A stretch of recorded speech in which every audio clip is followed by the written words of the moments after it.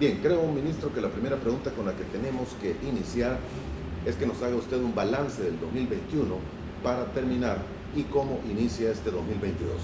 Sí, bueno, Moisés, en términos generales creo que nuestra población debe tener la plena confianza que el gabinete de gobierno del presidente Nayib Bukele sigue trabajando fuertemente en la recuperación económica. Hemos tenido un cierre de año bastante esperanzador. El último trimestre, pues se confirmó que el tercer trimestre, perdón, de nuestra economía creció 11.7%, así lo confirmó el Banco Central de Reserva el día 23 de diciembre, a veces por la vacación, pues algunas noticias se van por ahí, pero el tercer trimestre del año 2021 nuestra economía creció un 11.7%.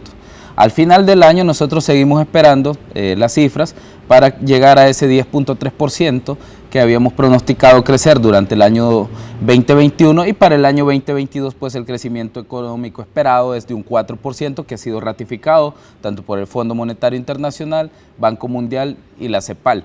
Además de eso, nosotros sí creemos que vamos a superar esa expectativa, Moisés.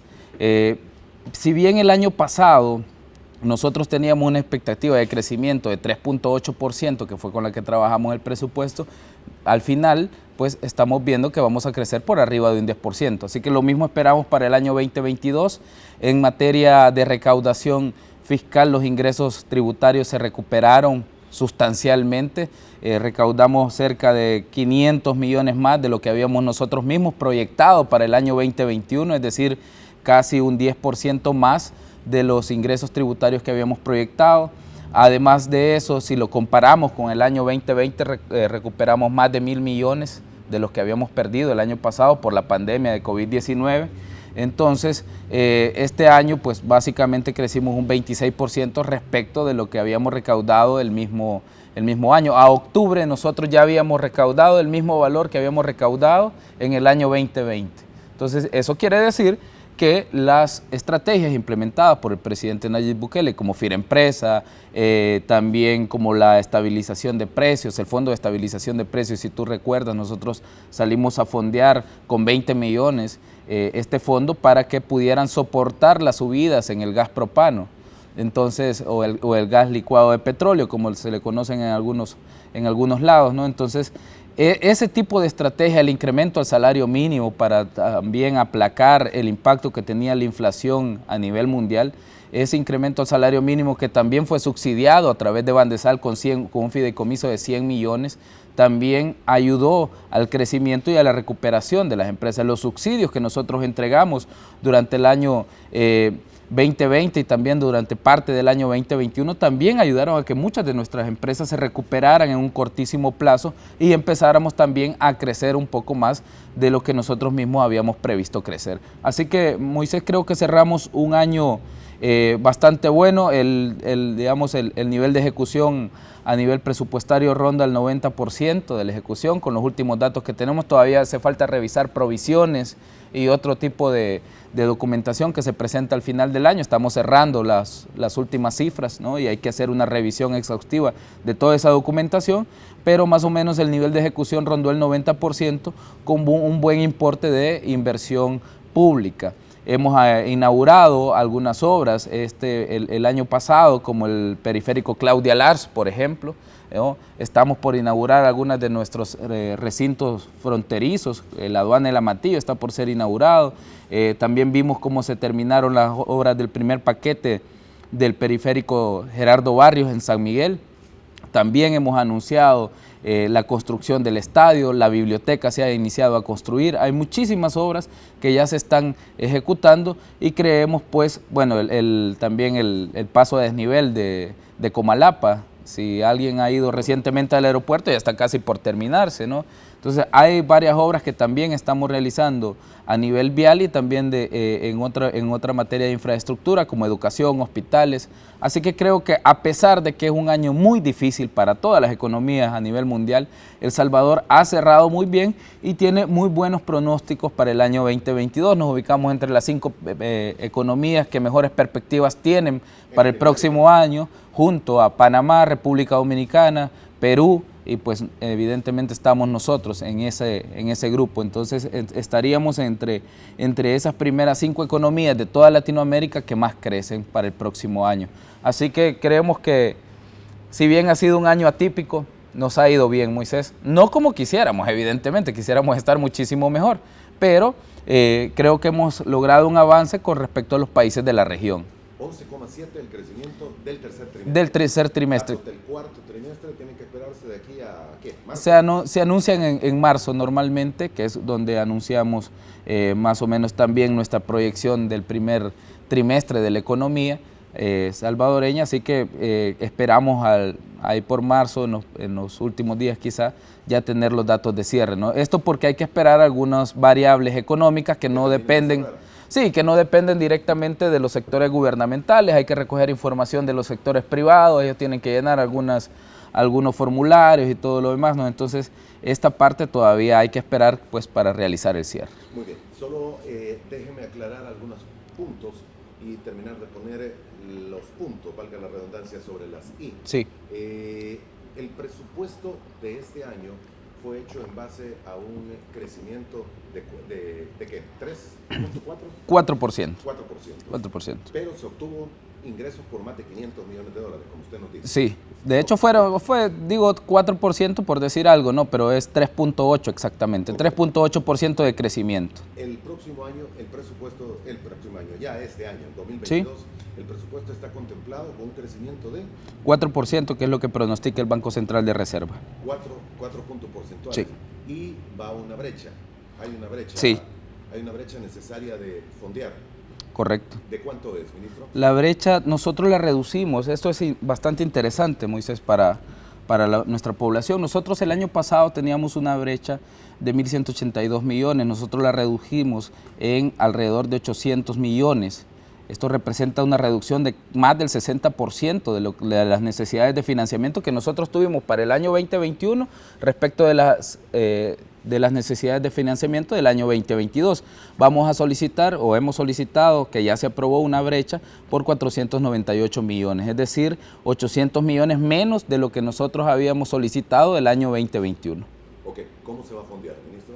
Esto se va a fondear de acuerdo, nosotros tenemos la facultad, de acuerdo a la Constitución de la República, hacer una emisión nacional en el mercado interno, hacer una emisión internacional, contratar con organismos multilaterales o ir a buscar también un crédito directo con algún banco institucional, como le conocemos en materia de finanzas públicas, Deutsche Bank o cualquier otro, JP Morgan, cualquier banco fuerte o banco de inversión mucho más grande del exterior, y se pueden obtener créditos directos. Bajo estas 4 modalidades nosotros podemos fondear, Moisés, pero mi prioridad o la prioridad nuestra en la gestión del Ministerio de Hacienda es fondear a través de organismos multilaterales, como lo hemos hecho este año.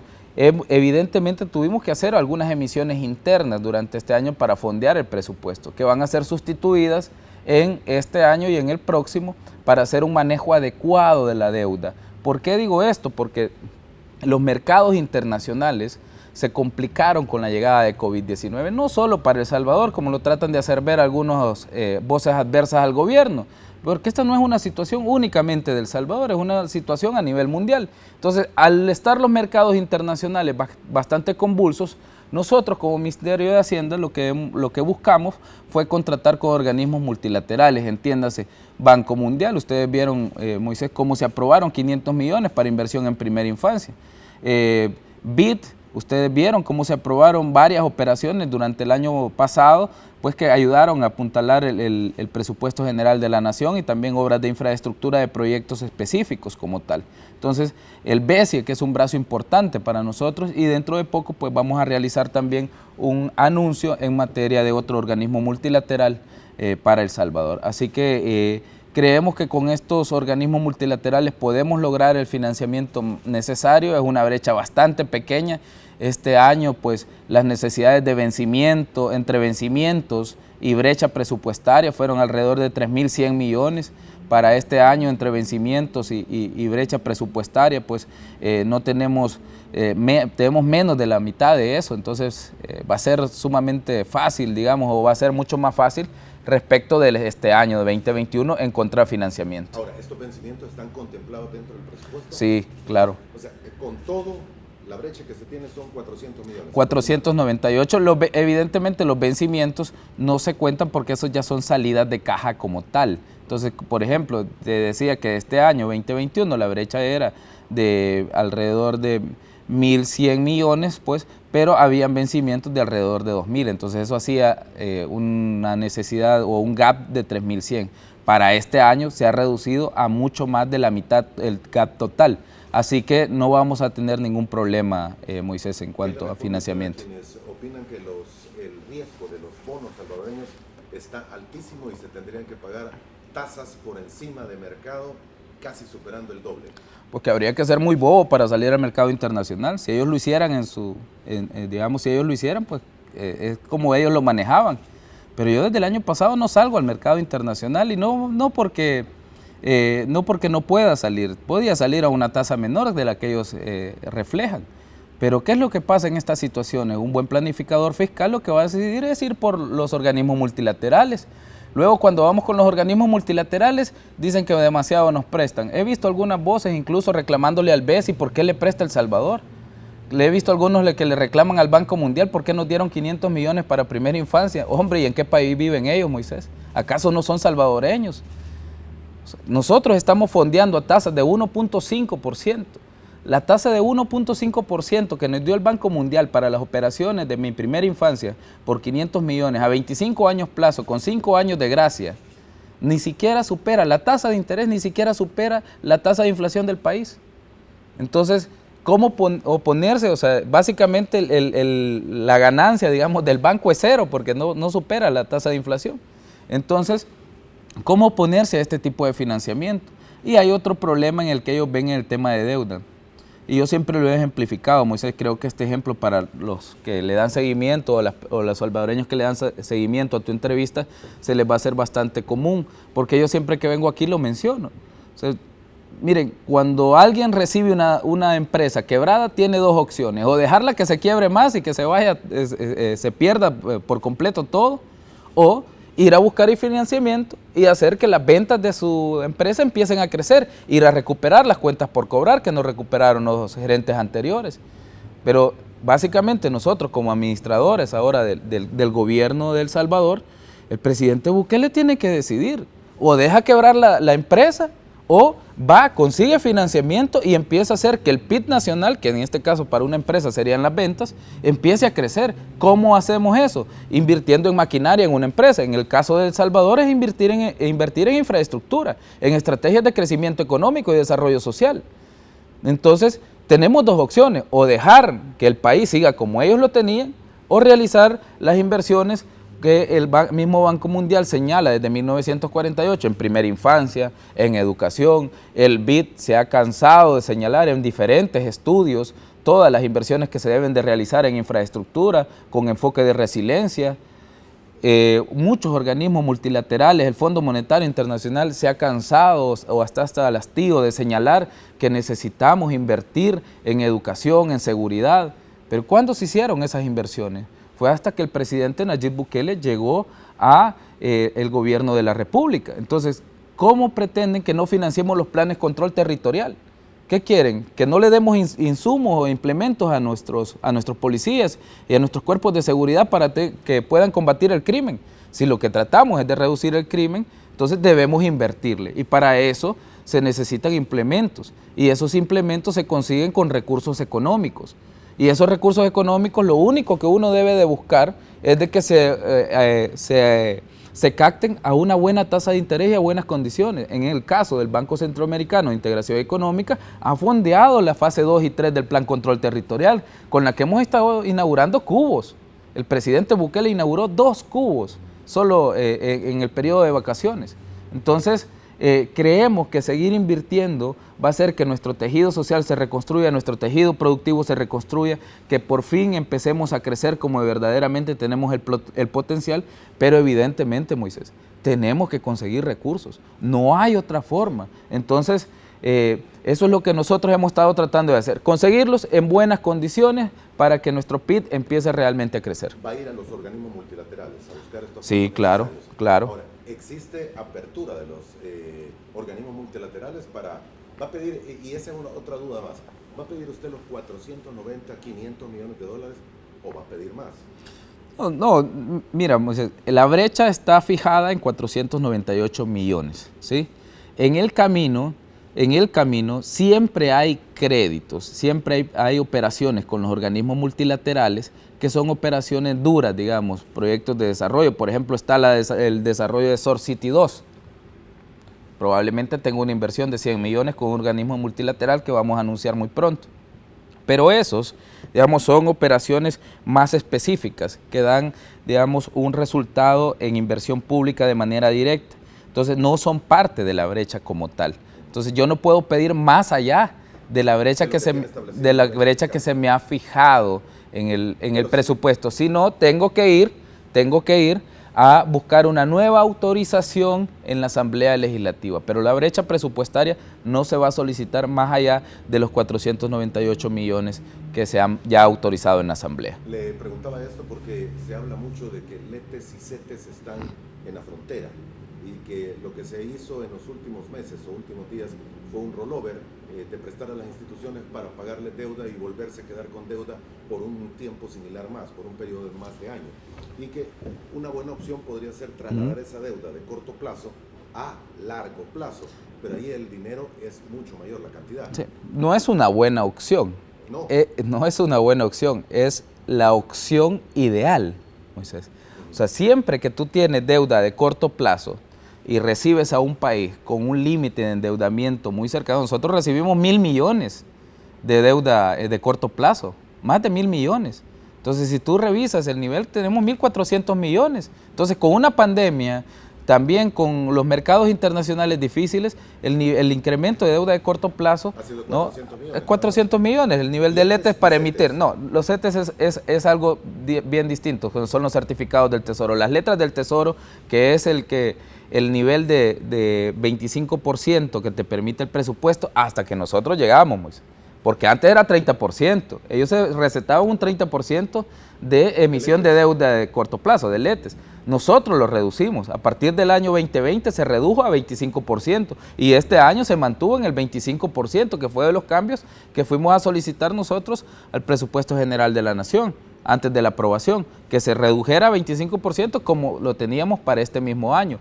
¿Por qué? Porque nosotros sí creemos que hay que mandar mensajes de disciplina fiscal. ¿Y por qué te decía que no es una buena opción, sino que es la opción ideal? Porque siempre que tenés problemas de deuda de corto plazo, como lo recibimos nosotros, ¿qué es lo que tenés que hacer? Reestructurar tu deuda de corto plazo en largo plazo, para que la curva de repago se suavice. Si no, vas a tener muchos vencimientos muy continuos y tu flujo de efectivo va a estar muy golpeado. Entonces, que probablemente luego entres en algunos problemas. Entonces, ¿qué es lo que nosotros hemos hecho? Hacer algunas emisiones en el mercado interno que luego se van a reestructurar, porque los mismos decretos 608 y el mismo 640 nos daban la oportunidad de hacer créditos puente. Los créditos puente son una modalidad para optar en el corto plazo por financiamiento que luego se sustituye por financiamiento de largo plazo. ¿Por qué la Asamblea decidió dejar la opción de que el Ministerio de Hacienda pudiera entrar a créditos puente? Porque sabían cuál era la situación del mercado internacional. Y ojo, Moisés, no fue la Asamblea, la nueva Asamblea la que entró fue la anterior la que dejó la opción de los créditos puente. ¿Por qué? Porque ellos saben que en materia de finanzas públicas ir y tratar de conseguir 3.000 millones, 2.000 millones tampoco es algo que se realice tan fácil. Hay que negociar, hay que ir a hablar con los organismos multilaterales, hay que presentar programas de inversión, hay que presentar metas fiscales, hay que presentar matrices de cumplimiento, hay que llenar todos los requisitos de due diligence y también todos los de planificación. Entonces, de verdad, no es nada sencillo ir y tratar de negociar este tipo de operaciones para luego traerlas al país. Por eso es que siempre se deja abierta la puerta del endeudamiento de corto plazo. Me acaba de decir usted, para ir a buscar 2.000, 3.000 millones, ¿es lo que se iría a buscar? No, eso fue en la pandemia. Okay. Por eso estábamos hablando de la pandemia, no hay que tratar todo en contexto, ¿sí? Todo en contexto, porque si lo sacamos de contexto pareciera que voy a ir a buscar 3.000 millones. Estoy diciendo que no. Eso le preguntaba. La brecha es de 498. Cuando yo dije esto, dije, la Asamblea anterior nos dejó la opción de buscar créditos puente. ¿Por qué? Porque conseguir 2.000 o 3.000 millones no es nada sencillo. 3.000 millones fueron los que nos autorizaron a nosotros en la pandemia, Moisés. Eso fue el año pasado, no estamos hablando para nada de este año, en absoluto. Señor, dice Luis, y era la consecuente pregunta y la siguiente en la línea de temas. Moisés, buenos días. Por favor, pregúntele al señor ministro cuál es su estrategia para pagar el Eurobono 2023 que vence en enero del 2023. Prácticamente tiene que abordarse su pago o rollover este año. Gracias. Sí, básicamente nosotros tendríamos que hacer una emisión porque el vencimiento es en enero. Así que... ¿Son qué? ¿800? 800 millones para el próximo año, que es un bono de Arena que emitió el gobierno del partido Arena. Nosotros nos toca arreglar el país, como le he dicho siempre, Moisés. No quisiera que me hubieran dejado un país con un 70% de nivel de deuda respecto a PIB, una economía totalmente deprimida, con un tejido productivo casi inexistente, con una institucionalidad que no funciona, con altos niveles de evasión y elusión fiscal que rondan los 2.000 millones anuales.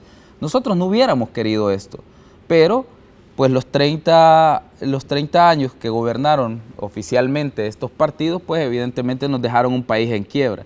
Entonces yo tengo que ir a buscar básicamente el financiamiento para este vencimiento. Y nosotros tenemos conversaciones con el Fondo Monetario Internacional, también los organismos multilaterales están en plena disposición. Hemos tenido ofertas institucionales también de varios bancos de inversión. No puedo revelar sus nombres porque estamos en conversaciones, pero sí hemos tenido ofertas para financiar. Entonces es mentira, Moisés.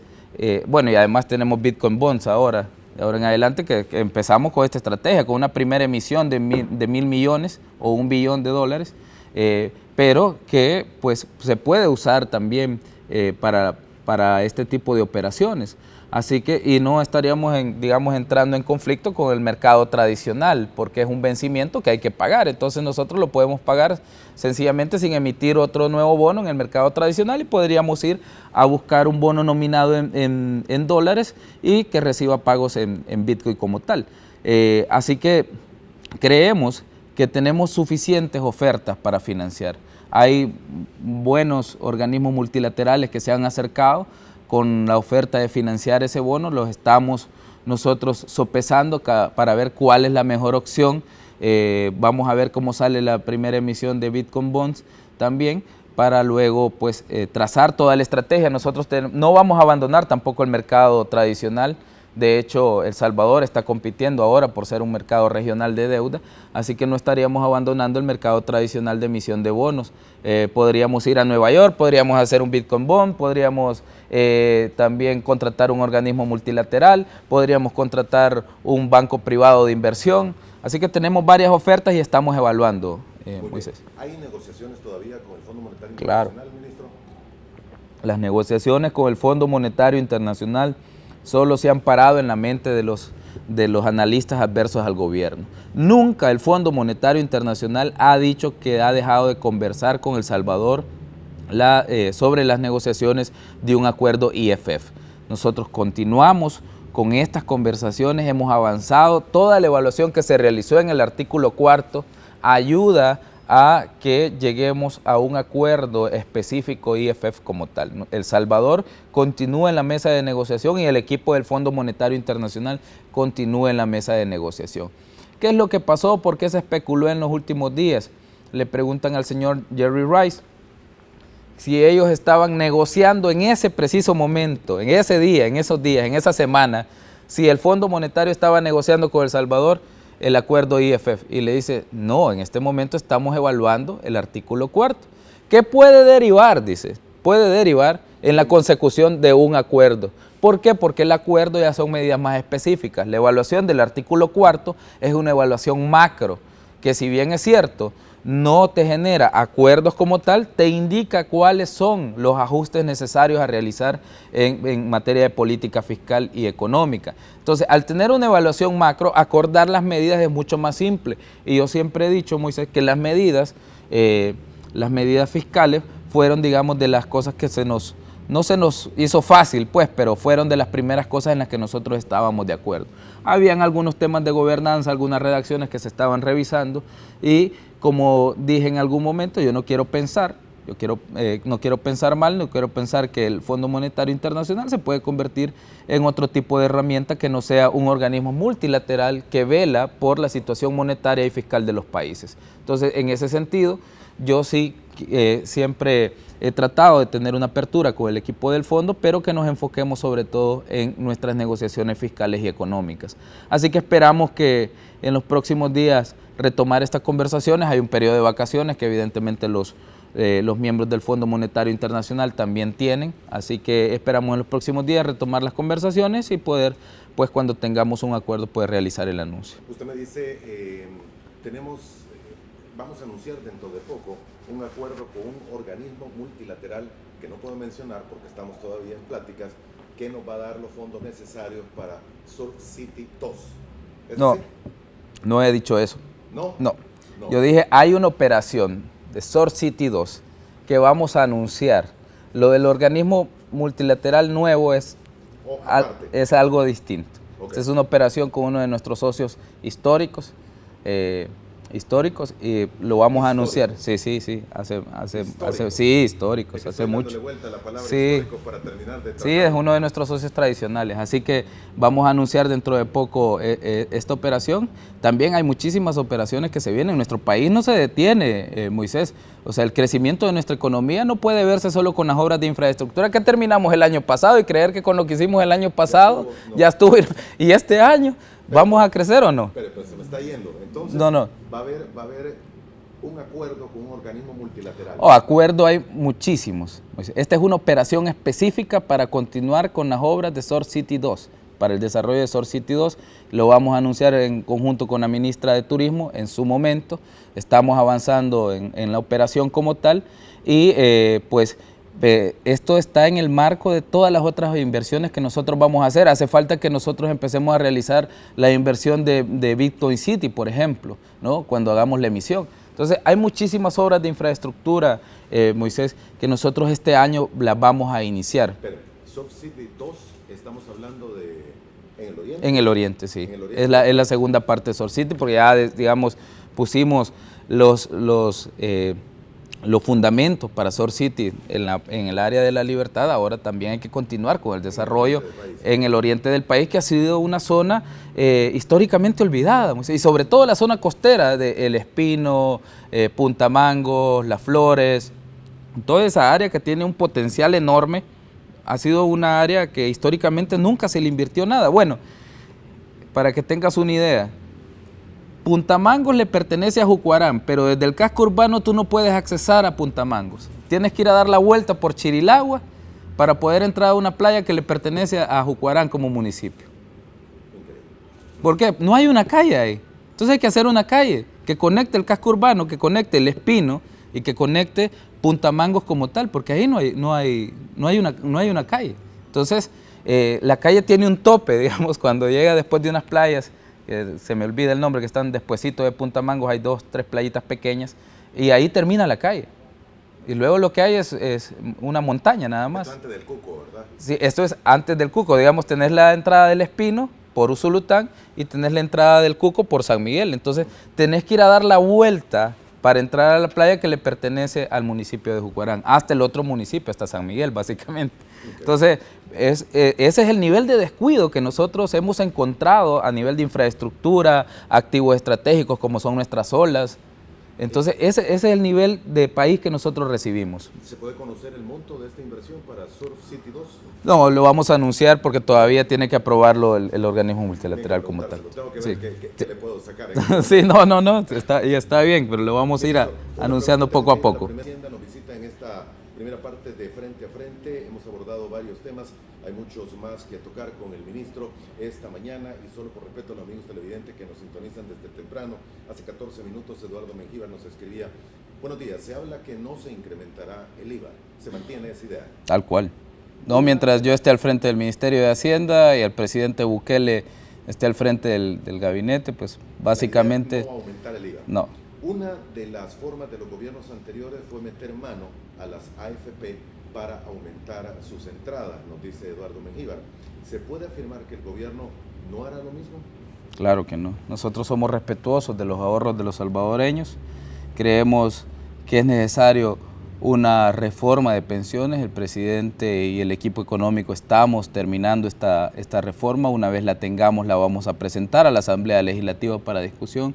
Tenemos ya un anteproyecto bastante avanzado a nivel de gabinete de gobierno, pero será hasta que el presidente nos dé la iniciativa de ley respectiva que se presentará. Estamos en las últimas discusiones. El presidente había dicho inicialmente que le íbamos a presentar el año pasado a finales, pero luego dijo queremos un par de semanas más y hemos seguido recolectando algunos insumos. El presidente, si tú viste, Moisés, tuvo una reunión con el sector sindical o con el sector de empleados, ¿no? Entonces, donde se escucharon algunos insumos. También hemos tenido reuniones con distintos organismos, hemos tenido reuniones con las mismas AFP para escucharlos, hemos tenido reuniones de todo tipo, básicamente con algunos técnicos internacionales que nos han hecho algunos análisis para aportar a la discusión y también al anteproyecto.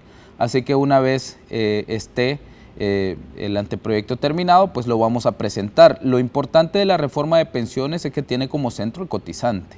Ni el Estado ni las AFP como tal deben de ser los centros de una reforma de pensiones, sino que debe ser el cotizante quien debe de recibir una mejor pensión. ¿Por qué, Moisés? Nosotros o nuestro sistema ha condenado a algunos pensionados a ser, digamos, contribuyentes paria al sistema. Porque al no tener una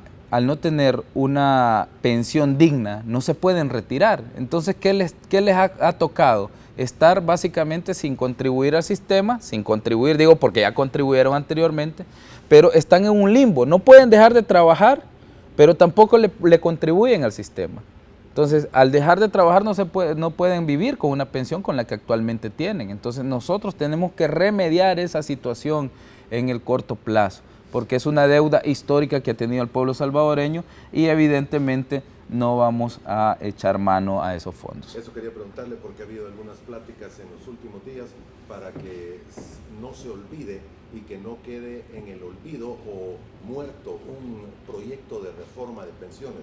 No está muerto ni olvidado. Se está trabajando en él y en algún momento se va a llevar. En absoluto, no está muerto ni olvidado para nada. El presidente Bukele, si hay algo de lo que tiene, es que nunca olvida sus promesas.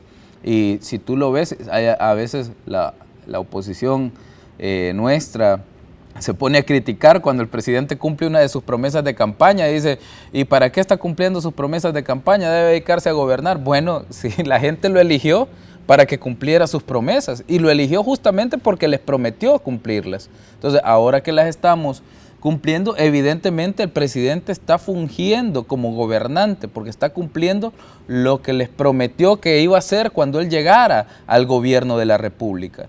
Entonces, evidentemente habrán cosas que no están dentro de nuestras promesas y que luego en el camino uno las va descubriendo. Cuando llegas al gobierno, revisás qué es lo que necesita el país, porque no tenés una idea completa al inicio, pero evidentemente todo lo que el presidente Bukele ha hecho hasta el momento ha sido en beneficio de la población salvadoreña. Olgi nos dice, de lo que usted había mencionado, Punta Mango, Los Mangos, unas playas maravillosas, pero para llegar a la vuelta es grande y la calle es fea. Primero Dios, se dé aquí en Oriente, tenemos playas muy bonitas. No, playas hermosas, de hecho Oriente tiene un potencial a nivel de recursos naturales inmenso, todavía bastante inexplorado. Moisés, las aguas del oriente del país sobre todo están bastante inexploradas porque nosotros hemos sido un país que ha vivido por muchos años de espaldas al mar, cuando tenemos mucho más territorio marítimo que territorio digamos, continental como tal. Entonces deberíamos de enfocarnos más a explotar nuestros recursos naturales y la estrategia de Sor City 2 pues evidentemente va en línea para explotar estos recursos que están en el oriente del país, que podamos tener pues mayor beneficio económico para todos los habitantes de esa zona.